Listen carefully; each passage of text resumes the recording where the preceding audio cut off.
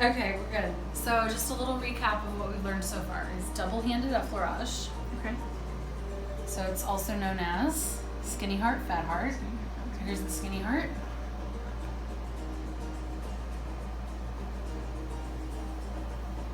And that's done with oil.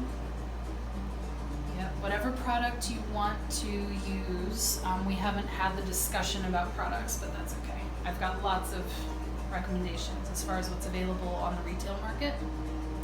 Most retail lotions are designed to absorb quickly, so they're not the best to use in a massage. They kind of tend to absorb your skin's natural oils, and then you get those like little pill stuff. Yeah, those Yeah. little skin oil balls. I like that you're using that oil though, because it doesn't really smell. And coconut oil is honestly magic. It's the best thing. okay. So, after we do our double-sided thing, we come to one side. This was the move that we did. We used our forearms, scoop it down so that your elbow is kind of tracing around the back of the scap to get you in this second position to where you can do and that's leaning hip to windshield hip. wipers. Yes. And I'm targeting the erector spinae muscle right here. Okay? So it's also the trunk of the tree. And you have some diagrams of it. So I'm going one side.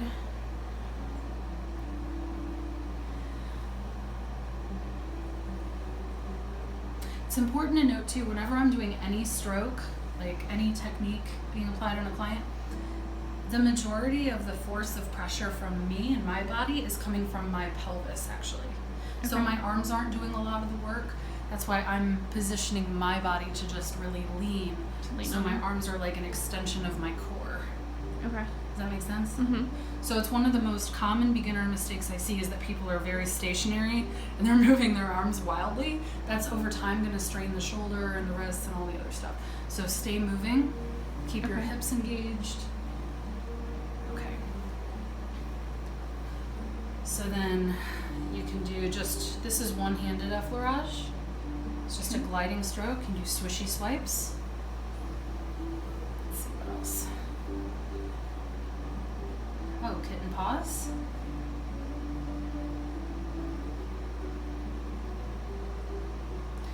Which you can also do pretty much anywhere.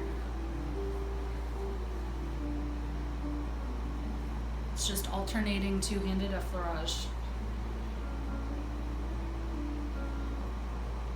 Where the majority of the pressure is coming from the heel of my hand. So I call that kitten paws. What else? Okay, we haven't gotten here yet, but choppy or tapotement. Tapotement is basically any kind of percussive stroke. Okay. So the kind that most people think about is like what they see in the movies, right? So it's like choppy. This should go without saying, but I have to say it. Never do this directly over bones, okay? You don't want to chop over bones. So for this position, it's really good just sort of around the scapula. See, I'm kind of making a letter C, going up around the scapula. Okay. You can also do this on one side. And it's more your palms than your fingers. It's the ulnar edge. It's the blade of the hand. Okay. Now you can do tapotement with closed fists, and it has a different name. It's called pounding. Pounding. Appropriate. Right.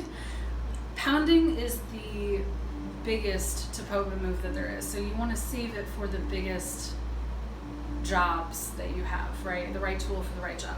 Okay. So you wouldn't want to do this for facial massage, right?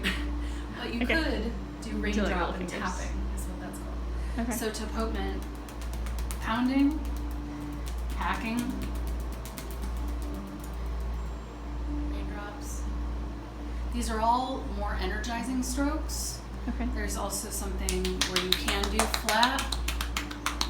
This is like if he was about to go run a race and you wanted to do a stimulating massage, you would do a lot of tapotement. Okay. That makes sense. So that is tapotement. I think we've pretty much done everything else. All of these strokes can either be done with one tool, both tools together, or alternate. Okay. You've got a variety of tools to use. I recommend for beginners, start off use your mitts, use your hands, right? But eventually in time, especially for clients who need deeper tissue and have some more chronic issues, really become friends with using your forearms and even your elbows. Okay. You can use both together as a guide so that you can feel the exact little location. Okay. Okay?